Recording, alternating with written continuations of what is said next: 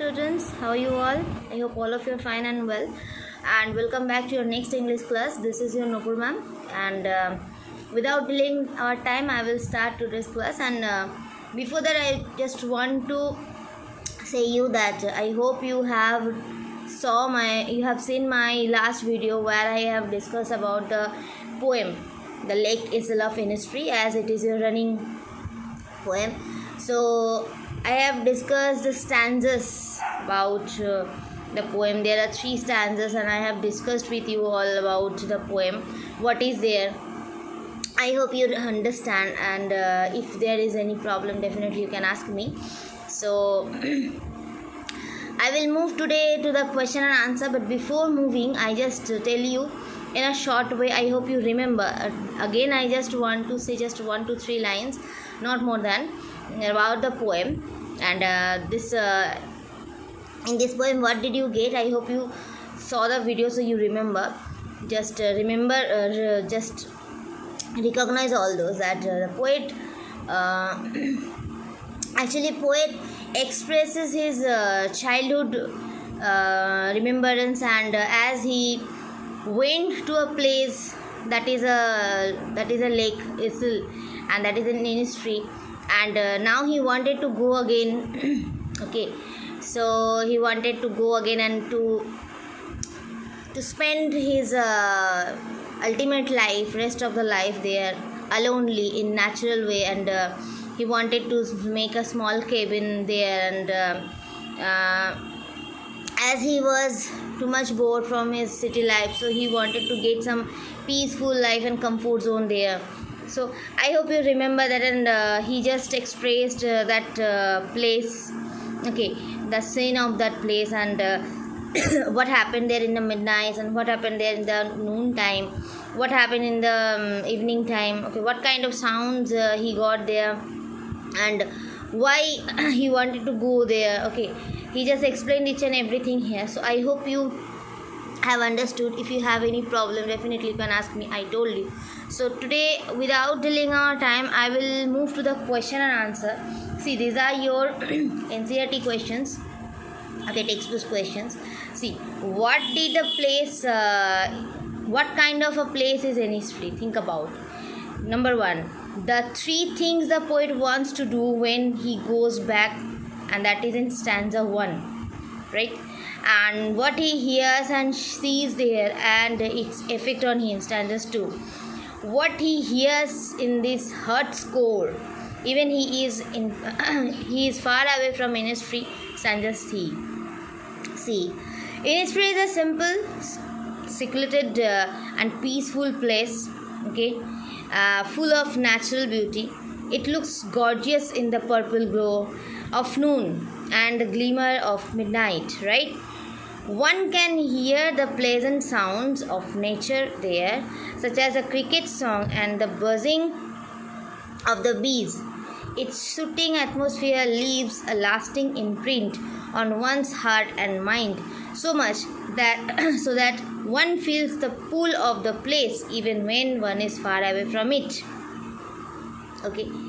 Next, by now you may have concluded that Innisfree is a simple natural place full of beauty and peace. How does the poet contrast it with where he now stands? Read stanzas 3. Okay, you will get this answer in stanzas 3. So you can pause your video and you can write down the answers. Right? Okay. So I am going to the next. I am moving to the next part of the answer. See. The place where the poet now stands in it is in stark contrast to the natural beauty and tranquil atmosphere of Innisfree. The poet uses the word grey to describe the roadway and pavements where he stands. Right? The poet is in the city now, and he finds its landscape barren and dry. It lacks beauty and brings him no peace. Right? Okay. So next question. Do you think Innisfree is only a place or a state of mind? What do you think? This is only a place or a state of mind? Does the poet actually miss the place of his boyhood or childhood days? So what do you think? Right, this is there written something. Innisfree is a poet's refuge from the barren and uninspiring nature of the city life. It represents what the poet considers to be an ideal place to live in. It is free from the restlessness and boredom that plague the lives of the city dwellers. It can also be said that Innisfree represents a state of mind. The poet wishes to escape to Innisfree as it is more peaceful than the city where he is now forced to live. Innisfree is a real island in County Sligo in Ireland. Now it is the answer. See, as a child, it would often go to Sligo on vacations. The place is thus closely connected to his childhood's memories. So we can conclude that the poet actually misses the place of his boyhood days. As he writes in the poem, even when he is away from Innisfree, recalls the sound of the lake water lapping the shore and wishes he could be there. Right? So next, you can pause your video, you can write down from here. Right? If you have any problem to understand, you can ask me. Next part. Look at the words the poet uses to describe what he sees and hears at Innisfree. Beloved glade, evenings full of linnet swings, lake water lapping with slow sounds. What pictures do these words create in your mind? This is your own opinion. You can give your own answer in your own way. But still, there are some answers I have arranged for you. So you can write here from here also. Or if you want that you will write by yourself, you can do that. Okay? See, these words create an image of a clearing in a forest where the sound made by the buzzing bees can be heard. Number 1. Number 2, linnet swings. These words create an image of linnets flying across the evening sky. Linnet, I hope you remember, a small bird, right? Lake water lapping with a low sound. The soft sound of the lake water lapping the shore instantly brings to mind the picture of the lake Innisfree. Next, look at these words. Peace comes dropping slow, dropping from the veils of the morning to where the cricket sings. What do these words mean to you? What do you think comes dropping slow from the veils of the morning? What does to where the cricket sings mean? These words mean that being in natural surroundings brings peace and calm. C-A-L-M, calm, right? It is peace that comes dropping slow from the veils of the morning. And there's some extra answer. The phrase to where the cricket sings indicates the grass and shrubbery close to the ground where crickets can be heard singing. Okay, so these are the answers of your NCERT questions. So please pause your video and you can write down. I am just holding the phone in front of the question and answers, right? So there I have some more questions for you. Answer the following questions 30 to 40 words, right? So I hope you can see. What does a poet hope to find in Innisfree? The poet hopes to find peace in Innisfree. On the island of Lake Innisfree, peace can be found all day from morning till night. Right? Second question. These are the 30 to 40 words. Okay. Describe the midnight and noon at Innisfree. In Innisfree, the midnight is bright and all a glimmer with a starlight, and the noon has a purple, that is crimson glow. All these words you will get inside the chapter. Whose singing does the poet refer to? The poet refers to the singing of cricket, which is heard in the evening and at night. What are the sounds that come from the shore? From the shore, low sounds of the lapping of lake water can be heard. Whose wings can be heard in the evenings? In the evenings, the flapping of linnets' wings can be heard. Sorry. Answer the following questions in 100 to 150 words each. What sort of life is the poet planning to live in Innisfree? The poet is planning to live alone on the island. He plans to build a cabin of clay and wattles and keep a hive for honeybees. He would have a vegetable patch in bees.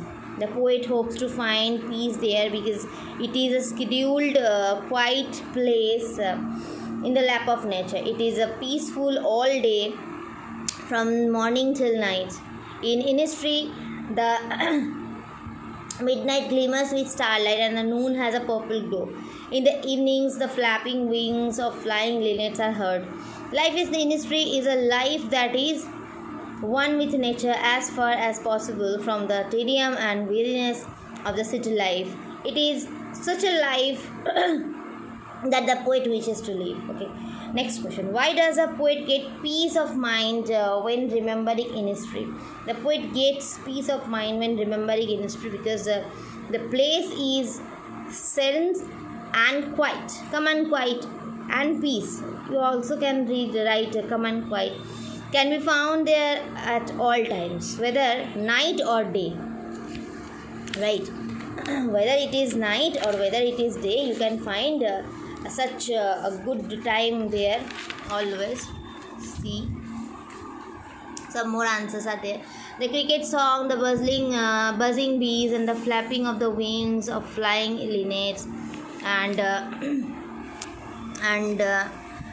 the gentle sound of water lapping the shore are the only sounds that can be heard and that can be heard in Innisfree. When the poet thinks of Innisfree, he is mentally transported to that place. The peace and quiet of Innisfree pervades and the poet's senses even when he is in the midst of the din and clamor of the city life. Okay. Next question. How will life in Innisfree differ from the poet from his life in the city? Life for the poet in Innisfree will differ greatly from his life in the city. In Innisfree, he will live alone in a cabin built of clay and wattles. The sounds heard there will be natural. The singing of crickets and the buzzing of bees, the flapping of the linnet's wings, and the gentle sound of the water lapping the shore. In Innisfree, one will act at all times be close into nature.